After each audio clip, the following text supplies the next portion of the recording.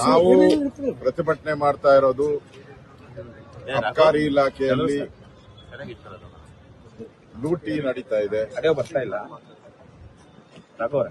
ಪ್ರತಿ wine store ಬಾರ್ಗಳು monthly fix ಆಗಿದೆ. ಇವರು ಗಾಂಧೀಜಿಯವರ ಹೆಸರನ್ನ ಹೇಳ್ತಾರೆ, ನಾವು ಗಾಂಧೀಜಿ ಫಾಲೋಯರ್ಸ್ ಅಂತ. ಇಡೀ ರಾಜ್ಯದಲ್ಲಿ ಇವತ್ತು ಹೊಸದಾಗಿ ಸುಮಾರು 1,500 ಇಂದ 2,000 ಹೊಸ ಲೈಸೆನ್ಸ್ ಅನ್ನ ಕೊಟ್ಟಿದ್ದಾರೆ. ಇದು ಗಾಂಧೀಜಿಯವರಿಗೆ ಇವರು ಕೊಡ್ತಾ ಇರೋ ಗೌರವನ. ಇದು ಒಂದೊಂದು ಲೈಸೆನ್ಸ್ ಕೊಡಬೇಕಾದ್ರೂ 2 ರಿಂದ 2.5 ಕೋಟಿ ಲಂಚ ಇವತ್ತು ರೆಡ್ ಹ್ಯಾಂಡ್ ಆಗಿ ಸಿಕ್ಕಾಕೊಂಡಿದ್ದಾರೆ. ಅಲ್ಲಿನ ವೈನ್ ಸ್ಟೋರ್ ಅಸೋಸಿಯೇಷನ್ ಇದೆ. ಈಗ ರಾಹುಲ್ ಗಾಂಧಿವರೆಗೂ ಕೂಡ ಮನವಿಯನ್ನ ಕೊಡ್ತಾ ಇದ್ದಾರೆ, ನಿಮ್ ಸರ್ಕಾರದ ಮಾನ ಮರ್ಯಾದೆ ಹೋಗ್ತಾ ಇದೆ ಅಂತ. ಪ್ರಧಾನಮಂತ್ರಿಗೆ ಕೊಡ್ತಾ ಇದ್ದಾರೆ, ರಾಷ್ಟ್ರಪತಿಗೆ ಕೊಡ್ತಾ ಇದ್ದಾರೆ, ಗವರ್ನರ್ಗೆ. ಈ ಮುಖ್ಯಮಂತ್ರಿ ಕೊಟ್ಟು ಏನು ಉಪಯೋಗ ಆಗಿಲ್ಲ. 6 ತಿಂಗಳಿಂದ ಮುಖ್ಯಮಂತ್ರಿಗೆ 3-4 ಬಾರಿ ಭೇಟಿ ಮಾಡಿದ್ರು ಕೂಡ ನಾನು ನೋಡೋಣ ಮಾಡೋಣ ಅಂತಾರೆ. ಯಾಕಂದ್ರೆ ಇದ್ರಲ್ಲಿ ಪಾಲು ಅವ್ರಿಗೂ ಹೋಗ್ತೈತೆ. ಮುಖ್ಯಮಂತ್ರಿಗೆ ಪಾಲು ಹೋಗಿಲ್ಲ ಅಂದ್ರೆ ಅವ್ರ ಇಷ್ಟೊತ್ತಿಗೆ ಈ ರಾಜೀನಾಮೆ ತಗೋಬೇಕಾಯ್ತು. 3 ವಿಡಿಯೋಗಳು ಬಂದಿದ್ರು ಕಳೆದ 1 ವರ್ಷದಲ್ಲಿ. 3 ವಿಡಿಯೋಗಳು ಬಂದಿದ್ರು ಡೀಲ್ ನಡೀತಾ ಇರೋದು. ಎಷ್ಟು ರೇಟ್ ಫಿಕ್ಸಿಂಗು, ಮತ್ತೆ ಲೈಸೆನ್ಸ್ ಯಾವ ರೀತಿ ಹಣ ಕೊಡಬೇಕು, ಯಾರ್ಯಾರಿಗೆ, ಇನ್ಸ್ಪೆಕ್ಟರ್ಗೆ ಎಷ್ಟು, ಕಮಿಷನರ್ಗೆ ಎಷ್ಟು, ಮಂತ್ರಿಗೆ ಎಷ್ಟು, ಮಂತ್ರಿ ಮಕ್ಕಳಿಗೆ ಎಷ್ಟು, ಇವೆಲ್ಲ ಒಳ್ಳೆ ಸಿನಿಮಾದಲ್ಲಿ ನಡೀತಾ ಇರೋ ತರ ನಡೀತಾ ಇದೆ. ಇಷ್ಟಾದ್ರೂ ಕೂಡ ಮುಖ್ಯಮಂತ್ರಿಗಳು ಕಣ್ಣು ಕಾಣದ ರೀತಿಯಾಗಿ ಧೃತರಾಷ್ಟ್ರನ ರೀತಿ ನಿಂತಿರೋದು ನೋಡಿದ್ರೆ ಇದರಲ್ಲಿ ಅವ್ರ ಪಾತ್ರನೂ ಇದೆ. ಮಂತ್ರಿನೂ ಹೇಳಿದ್ದಾರೆ, ನನಗೆ ಇರೋದು 3 ಜಿಲ್ಲೆ ಕೊಟ್ಟಿದ್ದಾರೆ, ಉಳಿದಿದ್ದೆಲ್ಲ ಬೇರೆ ನೋಡ್ಕೊಂತ ಇದ್ದಾರೆ ಅಂತ ಸ್ವತಃ ಮಂತ್ರಿಯ ಬೆಂಬಲಿಗರೇ ಹೇಳ್ತಾ ಇದ್ದಾರೆ. ಅಂದ್ರೆ ಇದು ನನಗನ್ಸ್ತೈತೆ ಕರ್ನಾಟಕದ ಇತಿಹಾಸದಲ್ಲಿ ಹಿಂದೆ ರಾಮಕೃಷ್ಣ ಹೆಗಡೆ ಅವರು ಇದ್ದಾಗ ಲಿಕ್ಕರ್ ಒಂದು ದೊಡ್ಡ ಹಗರಣ ಆಗಿ ಇಡೀ ಸರ್ಕಾರನೇ ಹೋಗುವಂತ ಪರಿಸ್ಥಿತಿ ಆಗಿದೆ.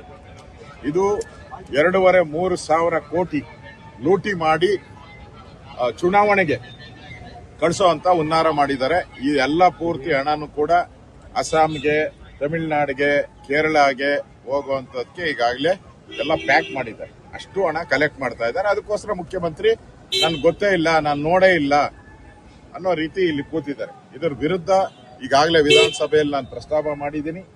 ಮತ್ತೆ ಇವತ್ತು ಪ್ರತಿಭಟನೆಯನ್ನು ಗಾಂಧಿ ಸ್ಟ್ಯಾಚ್ಯೂ, ಯಾವ ಸರ್ಕಾರ ನಾವು ಗಾಂಧಿ ಅನುಯಾಯಿಗಳು ಅಂತ ಹೇಳ್ತಾ ಇರೋ ಅದೇ ಸರ್ಕಾರ ಈ ಅಬಕಾರಿ ಲೈಸೆನ್ಸ್ಗಳನ್ನು ಹಳ್ಳಿಗಳಲ್ಲಿ ಮನೆಗೂ ಡೋರ್ ಡೆಲಿವರಿ, ಮನೆಗೂ ಡೋರ್ ಡೆಲಿವರಿಯನ್ನು ಮಾಡ್ತಾ ಇದ್ದಾರೆ. ದೊಡ್ಡ ಭ್ರಷ್ಟಾಚಾರ ನಡೀತಾ ಇದೆ. ಮಂತ್ರಿಯ ರಾಜೀನಾಮೆ ಆಗಲೇಬೇಕು.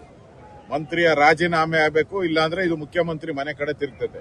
ನೆಕ್ಸ್ಟ್ ನಾವು ಮುಖ್ಯಮಂತ್ರಿಯ ರಾಜೀನಾಮೆನೂ ಕೇಳ್ತೀರಿ. ಮಂತ್ರಿ ರಾಜೀನಾಮೆ ತಗೊಂಡಿಲ್ಲ ಅಂದ್ರೆ ಮುಖ್ಯಮಂತ್ರಿ ರಾಜೀನಾಮೆ ತಗೊಂಡು ವಿಶೇಷ ಅಧಿವೇಶನ ಕರೆದು ಸರ್ಕಾರನೇ ಪ್ರತಿಭಟನೆ ಮಾಡ್ತಾ ಇರುವಂತದ್ದು. ಅವ್ರಿಗೆ ಗೌರವ ಇಲ್ಲ ರೀ. ಒಂದು ಸರ್ಕಾರ ಕಾನೂನು ಸುವ್ಯವಸ್ಥೆಯನ್ನ ಕಾಪಾಡೋದು, ಸರ್ಕಾರ ನಡೆಸೋದು ಅವ್ರ ಜವಾಬ್ದಾರಿ. ಅಂತವರೇ ಬೀದಿಗಿಳಿದು ಮಾಡ್ತಾರೆ ಅಂದ್ರೆ ಎಷ್ಟು ಬರ್ಗೆಟ್ ಹೋಗಿದ್ದಾರೆ ಇವರು, ಎಷ್ಟು ಕಾನೂನು ಸುವ್ಯವಸ್ಥೆಯನ್ನ ಹಾಳು ಮಾಡಿದ್ದಾರೆ ಅಂದ್ರೆ ಜನರ ಮನಸ್ಸನ್ನ ಡೈವರ್ಟ್ ಮಾಡಕ್ಕೋಸ್ಕರ ಮಾಡ್ತಾ ಇರುವಂತ ಒಂದು ಪ್ರತಿಭಟನೆ ಇದು. ನಾಚಿಕೆ ಆಗ್ಬೇಕು. ಒಂದು ಸರ್ಕಾರ ನಡೆಸೋರು ಈ ತರ ಎಲ್ಲ ಪ್ರತಿಭಟನೆಯನ್ನ ಮಾಡಿದ್ರೆ ಜನಕ್ಕೆ ಏನ್ ಕಾನ್ಫಿಡೆನ್ಸ್ ಮಾಡ್ತದೆ? ಬೇಲಿನೇ ಎದ್ದು ಹೊಲ ಮೇಯೋ ಸ್ಥಿತಿ ಬಂದಿದೆ. ಕಾನೂನು ಸುವ್ಯವಸ್ಥೆ ಕಾಪಾಡೋ ಅಂತಾರೆ, ಬೀದಿಗಿಳಿದು ಹೋರಾಟ ಮಾಡ್ತಾರೆ ಅಂತ ಹೇಳಿದ್ರೆ ಈ ಸರ್ಕಾರಕ್ಕೆ ಮಾನ ಮರ್ಯಾದೆ ಏನು ಇಲ್ಲ, ಗೌರವ ಇಲ್ಲ. ಮುಖ್ಯಮಂತ್ರಿ ಆದ್ರೂ ಬುದ್ಧಿ ಹೇಳ್ಬೇಕಾಯ್ತು. ಅವರು ಇದಕ್ಕೆ ಬೆಂಬಲವನ್ನ ಕೊಡ್ತಾ ಇದ್ದಾರೆ ಅಂದ್ರೆ ಎಂಟೈರ್ ಸರ್ಕಾರ ಇವತ್ತು ಭ್ರಷ್ಟಾಚಾರದಲ್ಲಿ ಮುಳುಗಿದೆ. ಅದನ್ನ ಡೈವರ್ಟ್ ಮಾಡಕ್ಕೋಸ್ಕರ ಮತ್ತು ಇವರಿಬ್ಬರ ಜಗಳ, ಮುಖ್ಯಮಂತ್ರಿ ಚೇರ್ ಜಗಳ, ಇದನ್ನ ಡೈವರ್ಟ್ ಮಾಡಕ್ಕೋಸ್ಕರ ಕೇಂದ್ರ ಸರ್ಕಾರದ ಮೇಲೆ ಗೂಬೆ ಕೂಸಕ್ಕೋಸ್ಕರ ಇವತ್ತು ಪ್ರತಿಭಟನೆಯನ್ನ ಮಾಡ್ತಾರೆ. ನಾಚಿಕೆ ಆಗ್ಬೇಕು. ಒಂದು ಆಡಳಿತ ಪಕ್ಷ ಈಗ ಪ್ರತಿಭಟನೆ ಮಾಡ್ತಾ ಇರೋದು ನಾಚಿಕೆಗೇಡಿನ ಸಂಗತಿ. ಮತ್ತೆ ಏನು ಕರ್ತಿದ್ರು ಸರ್? ಸದನವನ್ನು ಏನು ಕರ್ತಿದ್ರು? ಕೋಟ್ಯಾಂತರ ರೂಪಾಯಿ ವೇಸ್ಟ್ ಮಾಡಿ ಸದನವನ್ನು ಯಾಕೆ ಕರಿಬೇಕಾಯ್ತು ಅಂತ ಅವರು ಸದನ ಕರೆದಿರೋ ಅಂತದ್ದು.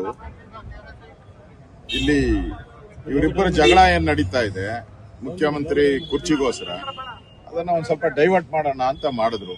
ಇದಾಗ್ಲಿಲ್ಲ. ಇಲ್ಲಿ ಕರೆದಿದ್ದು ಸದನ ರಾಜ್ಯಪಾಲರ ವಂದನೆ ಮಾಡಕ್ಕೋಸ್ಕರ. ಇಲ್ಲಿ ರಾಜ್ಯಪಾಲರಿಗೆ ಅಗೌರವ ಮಾಡೋದು, ರಾಜ್ಯಪಾಲರಿಗೆ ಅವಮಾನ ಮಾಡೋದು, ಓಡಿ ಹೋದರು ರಾಜ್ಯಪಾಲರು ಅಂತ ಹೇಳೋದು, ಇದೆಲ್ಲ ಗೌರವ ತರತಕ್ಕಂಥದ್ದಲ್ಲ.